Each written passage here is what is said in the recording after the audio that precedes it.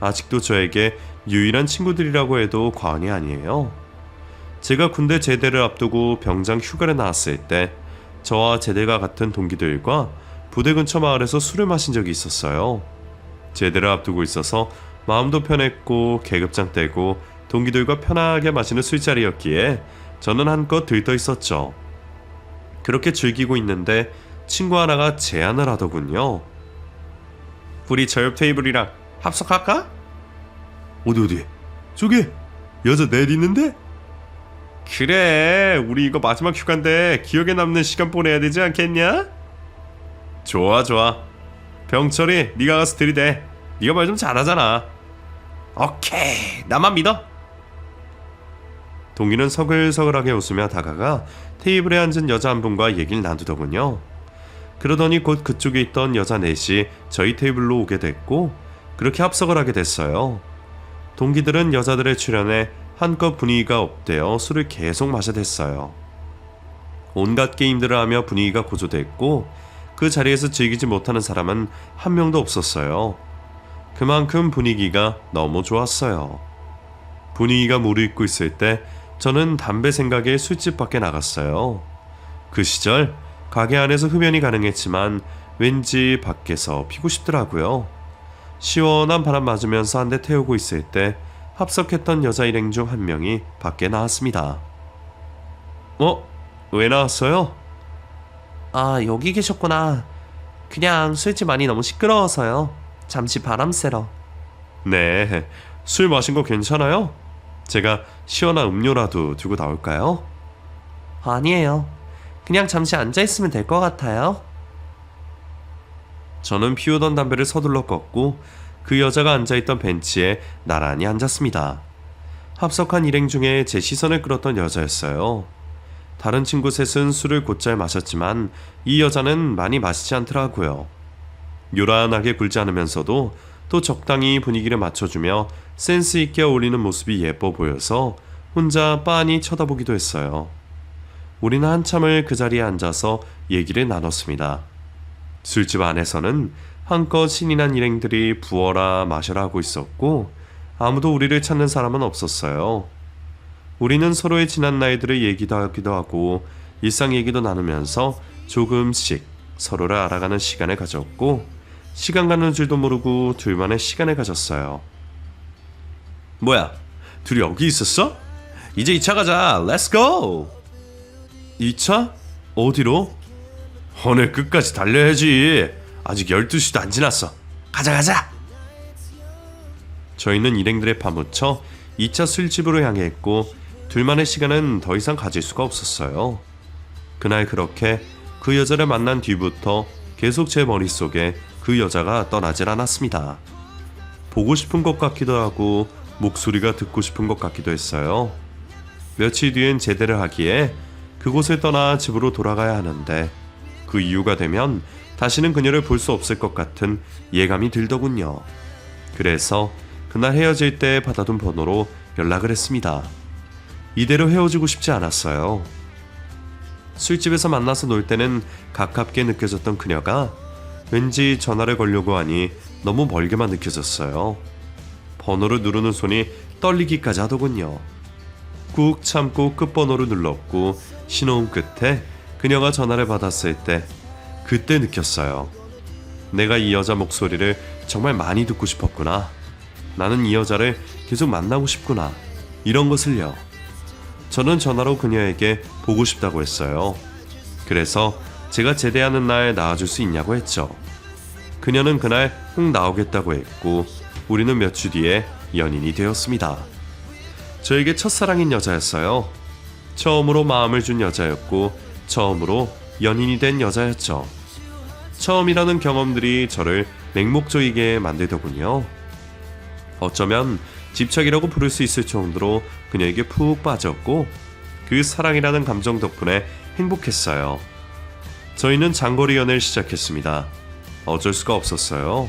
복학 준비를 바로 해야 했고 군대 때문에 손 놓았던 공부를 채워 넣어야 했기 때문에 느긋할 수가 없더라고요. 그 여자는 그런 저의 상황을 이해해줬고 장거리 때문에 자주 볼 수 없다는 것 때문에 토라지지도 않았습니다. 덕분에 저도 마음 편하게 복학 준비를 할 수 있었어요. 여러모로 저와 아주 잘 맞는 여자였죠. 수정아, 미안하다. 오늘 나 못 갈 것 같아. 못 온다고? 왜? 이 교수님이 준비하시는 프로젝트가 있는데 수정할 부분이 있어서 도와달라고 하시네. 미안해.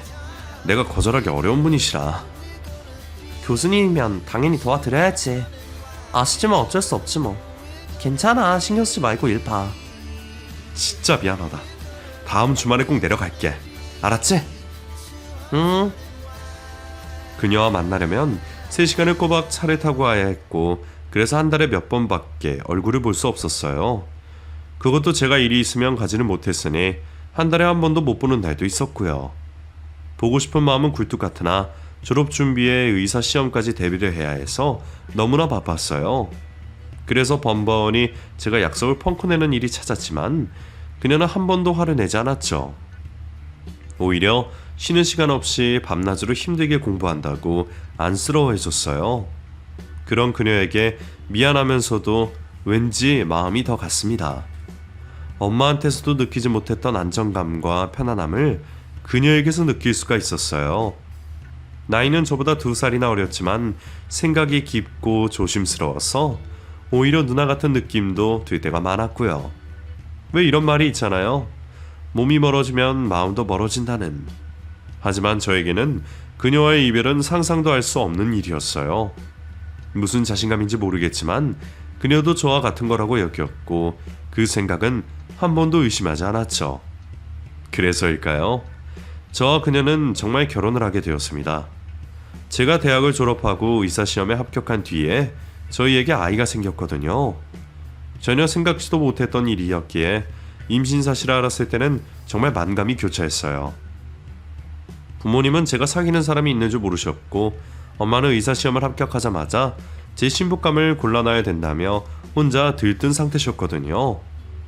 처음부터 신부감 운운할 때 제가 사실대로 말을 했어야 했는데 어차피 어머니가 골라주는 여자와 결혼할 생각은 전혀 없었기 때문에 안일하게 생각했던 게 화근이 돼서 나중에 그 화살이 모조리 그녀에게 돌아가더군요. 그렇게 될 줄은 미처 생각지 못했던 부분이라 나중에 얼마나 후회했는지 모릅니다. 후회해봤자 되돌리기엔 늦은 일이었지만요. 어머니, 저 결혼하겠습니다. 결혼? 이렇게 빨리? 나는 네가 자리 좀 잡은 다음에 하겠다고 할 줄 알고 이렇게 빨리 할 줄은 전혀 몰랐네. 어떻게 마음에 든 여자는 있니? 어느 집안 아가씨야? 어머니가 아시는 집안의 여자는 아니에요. 그래? 그럼 누군데? 저는 어머니께 그녀의 이야기를 해드렸고 제 말이 끝났을 때 어머니의 표정은 썩 밝지 않았어요. 그래, 네가 어린애도 아니고 연애할 수 있지. 근데 현수야, 연애랑 결혼은 다른 거야. 네가 아무리 그 여자가 지금은 좋아도 결혼은 1년, 2년 하고 마는 일이 아니야. 평생을 같이 살아갈 동반자를 만드는 일인데 집안도 안 보고 섣불리 결혼하는 거 옳지 않다고 본다. 어머니, 이건 엄마 말 들어. 내가 그래도 너보다 많이 살았어. 이런 건 어른 말 듣는 거야. 어머니는 제 얘기를 들으려고도 하지 않으셨어요. 자신의 말이 다 맞다고 계속 주장하시더군요. 가만히 듣고 있던 저는 더 이상 참지 못하고 사실대로 말씀드렸어요. 제 아이를 가졌어요. 아이는 뭐? 아이? 현수야. 임신을 했다는 소리에 기겁하며 놀라시더군요.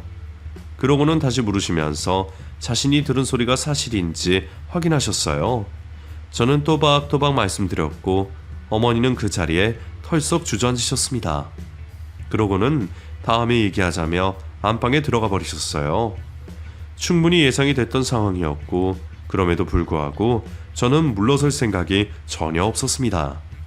내 아이를 가진 여자였어요. 제가 평생을 책임져야 하고 지켜줘야 할 사람이었죠. 그래서 저는 그렇게 했습니다. 최선을 다해서 그녀를 보호해줬어요.